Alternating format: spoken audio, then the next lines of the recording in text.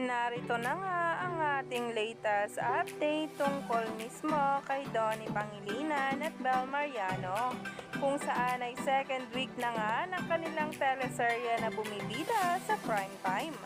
Umani nga agad ito ng samot-saring komento sa social media at ngayon ay nagtitrending na.